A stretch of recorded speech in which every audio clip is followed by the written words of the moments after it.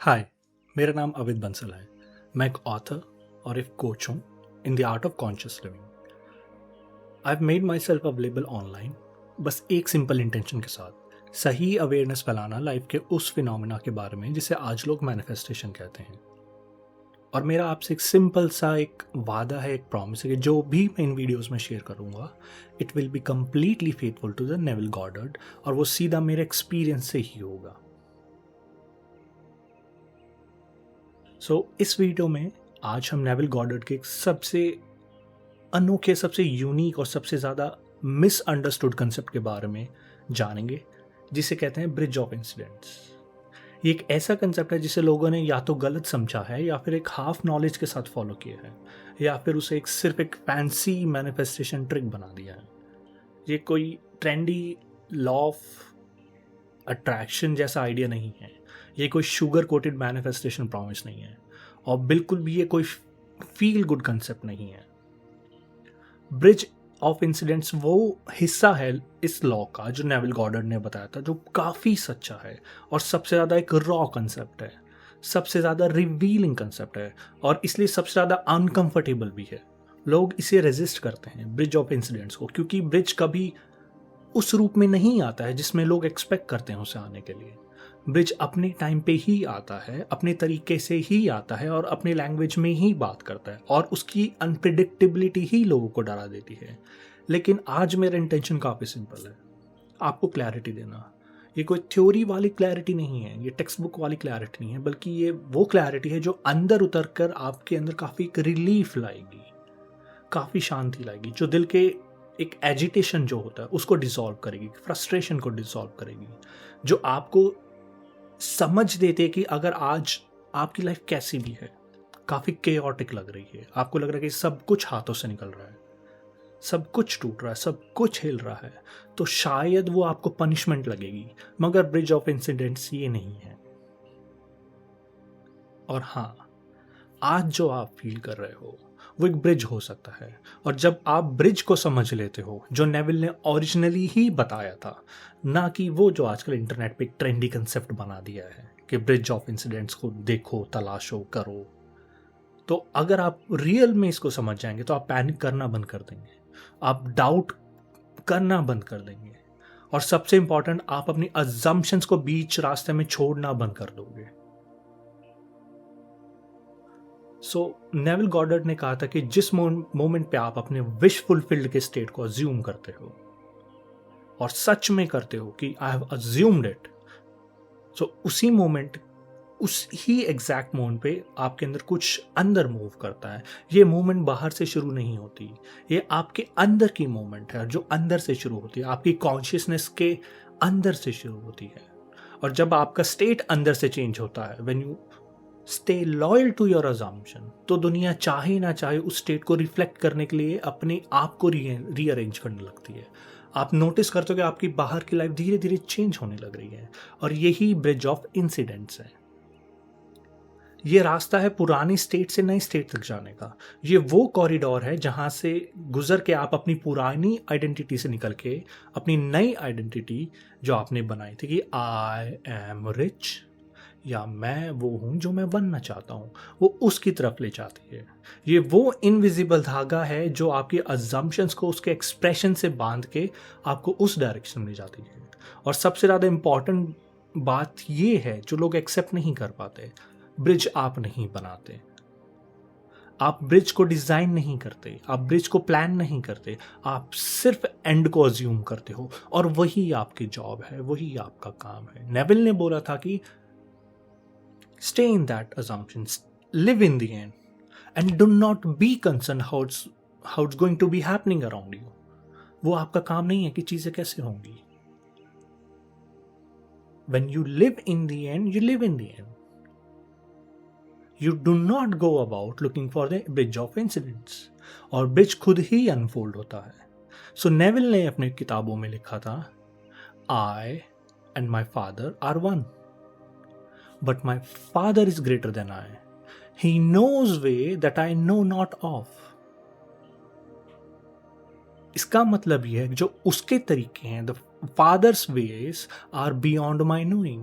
उसके जो तरीके हैं वो मेरी समझ से बाहर हैं। और किसके तरीकों की बात हो रही थी? Your inner being, that is your own consciousness made alive. जो आपके कॉन्शियसनेस के तरीके हैं खुद को एक्सप्रेस करने के, वो आपके राशनल माइंड के बाहर हैं। वो आपके समझदार वाले जो ब्रेन का हिस्सा है, जो खुद को समझदार समझता है, उसके भी तरीकों से बाहर है। इसलिए ब्रिज आप डिजाइन कर ही नहीं सकते। You can not configure a bridge, you can not reconfigure a bridge, the bridge configures you. कि आपका क्या बिलीफ है, आपका क्या अजम्पशन है, और जो भी आपका अजम्पशन होता है वो उसके लिए लॉयल रहता है और वो आपको उस डायरेक्शन में ले जाता है।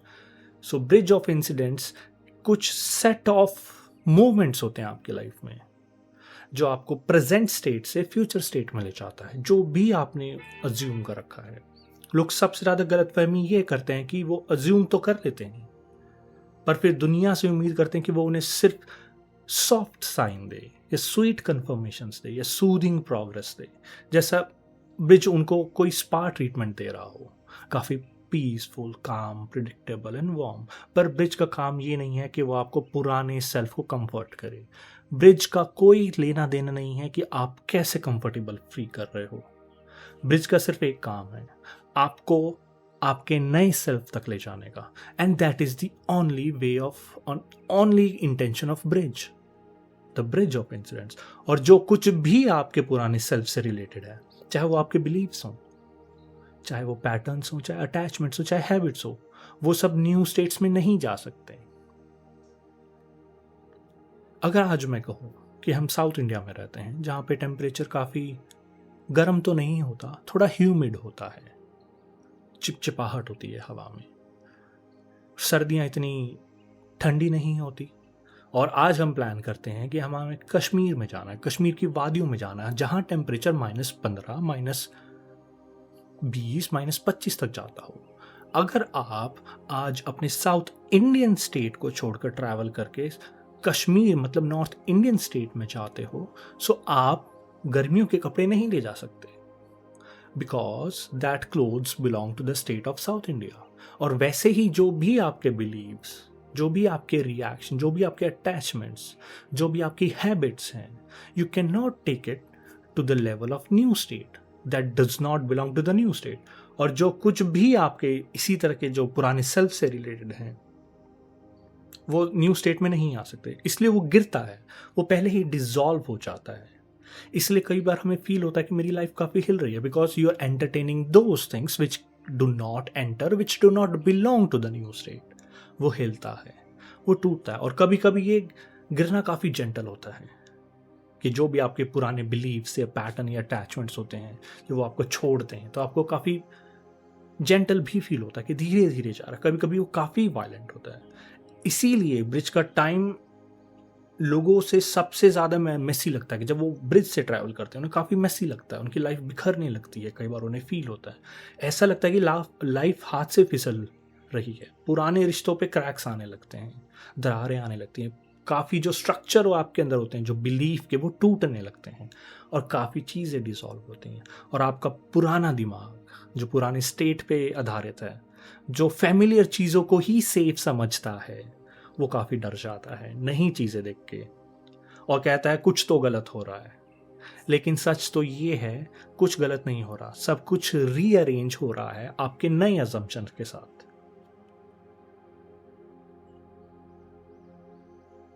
Every bridge is perfect. और अब बात उस चीज की है जो मैं हर किसी को, हर एक लिसनर को समझाना चाहता हूं। हर ब्रिज परफेक्ट होता है, चाहे वो अभी डिजास्टर की तरह लगे, चाहे वो अभी अनबेरेबल लगे, चाहे वो आपको आपके पुराने डार्क कॉर्नर तक ले जाए। ब्रिज पनिशमेंट नहीं होता, ब्रिज कोई कर्मा नहीं है, ब्रिज कोई सफरिंग का लेसन नहीं है, ब्रिज आपकी सिर्फ अजम्पशन का एक अनफोल्डिंग है। That is the bridge and every bridge is perfect. और क्योंकि आपकी अजम्पशन परफेक्ट है, अगर मैं मानूं कि आपकी अजम्पशन परफेक्ट है, तो ब्रिज भी परफेक्ट ही होगा।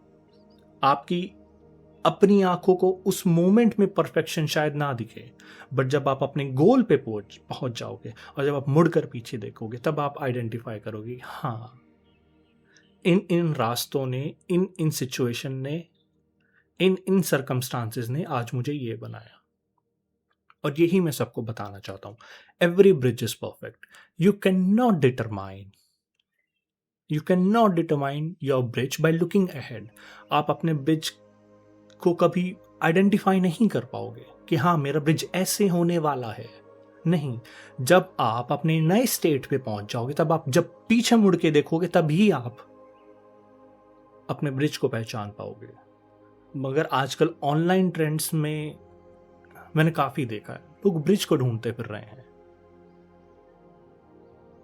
कि हाँ आगे ऐसा ऐसा होगा मेरे साथ, ऐसे ऐसे होगा। नेविल ने खुद बोला था, और नेविल ने बताया कि आपका काम सिर्फ एक है, to live in the end, to train your imagination, and rest how things will happen, it is not your concern, because it is beyond your own knowing. I and my father are one, but my father is greater than I. He knows the way that I know not of. उसके पास वो तरीके हैं जो मेरे दिमाग में भी नहीं आ सकते। इसीलिए हर ब्रिज परफेक्ट है, हर ब्रिज। और इसी चीज को दिखाने के लिए मैं आपसे एक स्टोरी शेयर करना चाहता हूं।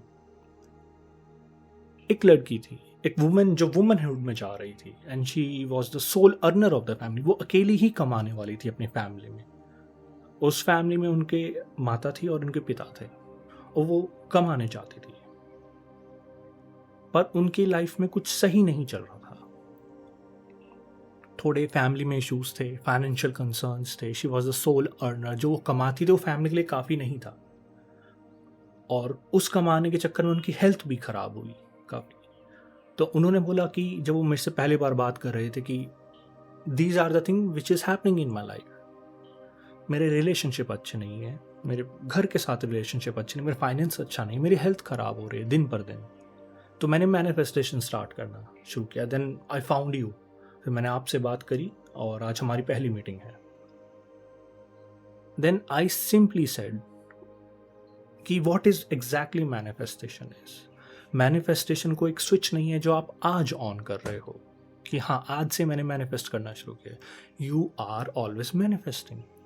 आप अगर आज अपनी लाइफ में देखें, अपने सराउंडिंग को देखें कि मैं किस फाइनेंशियल सिचुएशन में हूँ, किस रिलेशनशिप सिचुएशन में हूँ, किस चीज़ में हूँ मैं, वो सारी चीज़ें आपकी अजम्पशन है जो आपने अपने पास्ट में अज्यूम करी थी, और वो आज आपकी लाइफ का हिस्सा है। You are always manifesting. और सो मैनिफेस्टेशन एक टूल नहीं रहता, फिर एक सिंपल सेट ऑफ रियलाइजेशन है कि जो भी मैंने पहले अज्यूम किया था unknowingly, I did it unconsciously. और अब जब नेविल ने आपके सामने आके बताया कि your imagination creates reality, you take that responsibility कि अब से मैं अपनी इमेजिनेशन को काफ़ी लविंग और रिस्पॉन्सिबल वे में हैंडल करूंगी, because it shapes my reality, shapes my life. So manifestation is just a set of realization. What we have been doing it wrong, or unconsciously. There's no one to blame. So आप अपनी life में हमेशा कुछ ना कुछ assume करते आए हो, और मैंने ये एग्जैक्टली उस लड़की को बताया। फिर हम कुछ हफ्तों बाद सेकेंड टाइम मिलते हैं, एंड शी वॉज, वो पहले से भी ज़्यादा तंग थी। उन्होंने बोला कि मेरी तबीयत और ख़राब हो रही है, मेरे बाल झड़ रहे हैं, मेरी स्किन पे बहुत सारे पिंपल्स आ रहे हैं, I am not able to maintain my self, मेरी हेल्थ ख़राब हो रही है, और मेरे पेरेंट्स के साथ और भी कुछ चीज़ें हो रही हैं। तो उन्होंने बताया कि उनके पेरेंट्स ने उनके साथ चीट किया फाइनेंशियल मैटर्स में। उन्होंने कुछ पैसे लिए, नहीं बताया, और जब उनको नीड थी वो शायद नहीं यूटिलाइज कर पाए। तो उन्होंने बोला कि मुझे धोखा फील हुआ कि मेरे ही पेरेंट्स ने मुझे धोखा दिया, मुझे समझ नहीं आ रहा मैं क्या करूं, और I am about to lose my job. कुछ दिनों में मुझे टर्मिनेशन लेटर आ जाएगा, nothing is going good in my life. Then I said to her, if you believe your assumption is true, कि जो आप अज्यूम कर रहे हो बिल्कुल सही है और आप उसमें 100% एकदम इन्वॉल्व हो, then remember every bridge is perfect. Every bridge is perfect provided your assumption is true. फिर हम थर्ड टाइम मिलना चाहते हैं। फिर जब हम थर्ड टाइम मिलते हैं तो वो बताते हैं कि यू वर राइट, पहले तो मैंने सोचा कि ये ब्रिज कैसे हो सकता है, मैं तो सही अज्यूम कर रही हूँ लाइफ के बारे में जो मैं चाहती हूँ, बट मेरी लाइफ बिगड़ती क्यों जा रही है। काफ़ी हफ्ते हो गए, काफ़ी महीने हो गए जब से मैंने manifestation, so called manifestation start किया, मेरी लाइफ उसके बाद बिगड़नी शुरू हुई। मुझे लगा यार अगर ये ब्रिज है तो ब्रिज काफ़ी पनिशिंग है, मुझे बहुत पनिशमेंट दे रहा है, मेरी लाइफ हाथ से फिसली, ना हेल्थ ना वेल्थ ना फाइनेंस ना कोई रिलेशनशिप मेरा सही जा रहा। फिर उन्होंने बताया कि जब हम सेकंड टाइम मिले उसके 2-3 दिन तक उनकी और हेल्थ ख़राब हुई और फाइनली वो बेड रिडन हो गई कि उनका मन नहीं होता था बेड से उठने का और काफ़ी तंग हुई, हेल्थ ख़राब हुई। और इसी के चलते जब उनके फादर रात को ड्रंक करके आते हैं, जो उनके फादर की एक हैबिट थी, वो काफ़ी परेशान हुए अपने बेटी को देख के।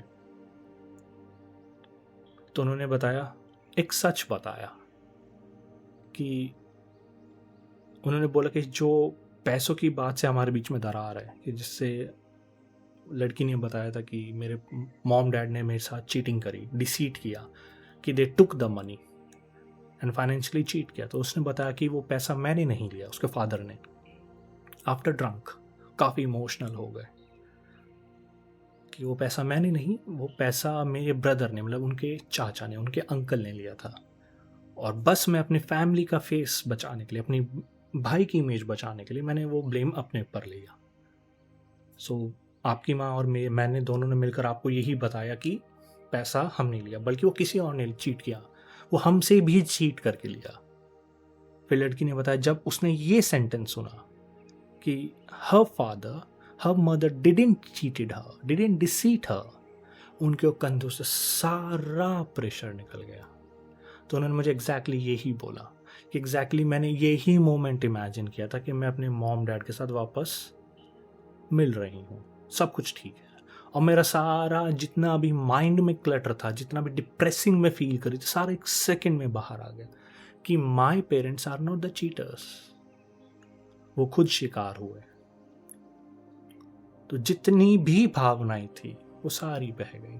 And exactly what she imagined, जो पहले लगा था कि उनके मॉम डैड ने चीट किया, वो बल्कि किसी और ने किया, उनके अंकल ने।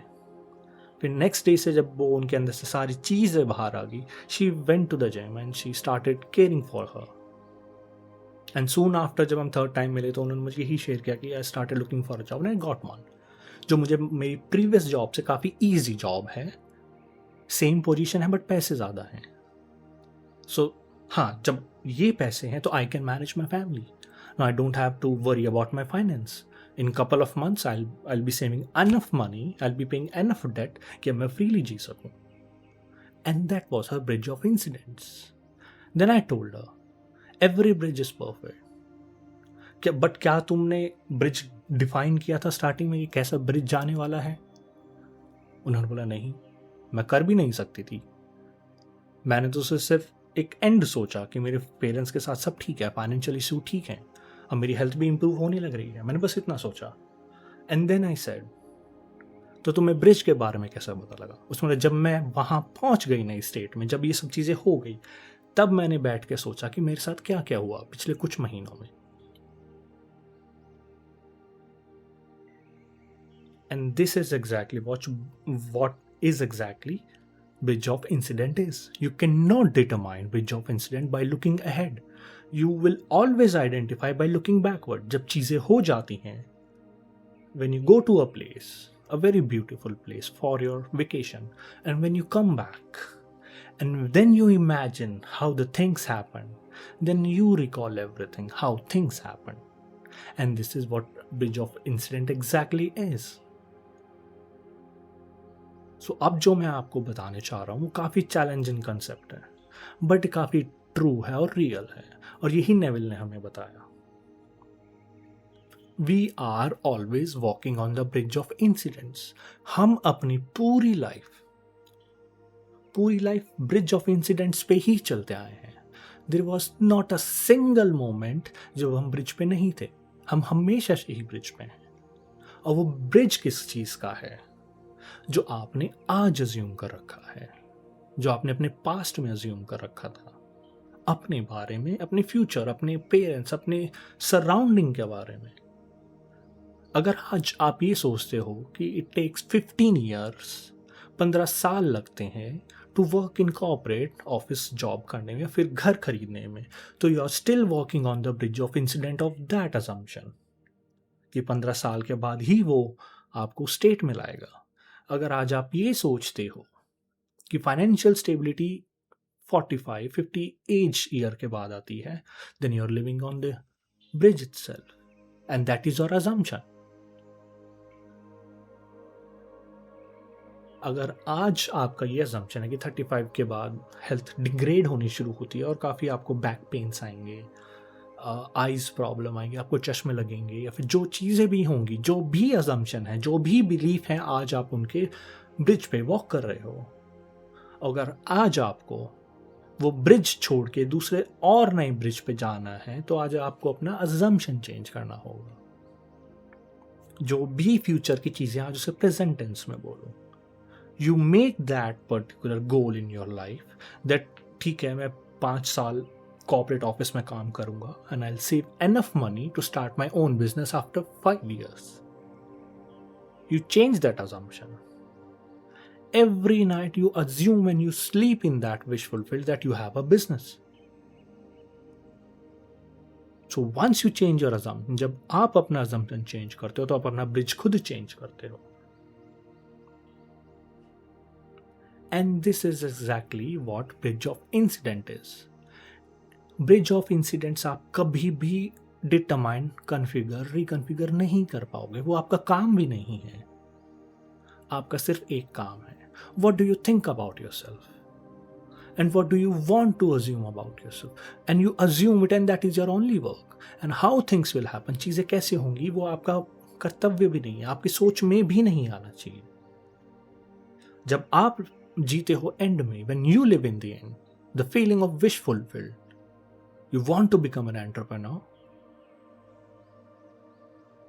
you assume that you are the one, then how could you identify the bridge of incidents? अगर आप फिर अपना bridge of incidents ढूंढने निकलेंगे, तो इसका सिंपली मीनिंग ये है कि you have left living in the end. You're still searching out for the things, that you're still on the bridge, और आगे फ्यूचर में आपको एंटरप्रेन्योरशिप का टैग मिलेगा, but you were living in the end. So यहाँ पे contradiction आता है और यहीं पे एग्जैक्टली लोग उसी लूप में फंसे रहते हैं. They're trying to look for the bridge. And when they look for the bridge, they leave the living in the end concept. और ये लूप चलता रहता है. सो ब्रिज ऑफ इंसिडेंट एक ऐसी चीज है जिसकी आपको नॉलेज होनी चाहिए, बट उस पर फोकस नहीं. आपका सोल वर्क, आपका जो सोल एफर्ट्स हैं, वो सिर्फ एक चीज पे जाना चाहिए, और वो है living in the end. How to assume your self to be a bigger than your own circumstances, and that is your only work. Now, how things will happen, how things are going in the background, that is not your concern. But once you reach to your identified state, the state which you have desired, तब जब आप पीछे मुड़ के देखोगे, तब आपको पता लगेगा how things were unfolded in your past. And this is exactly bridge of incident is.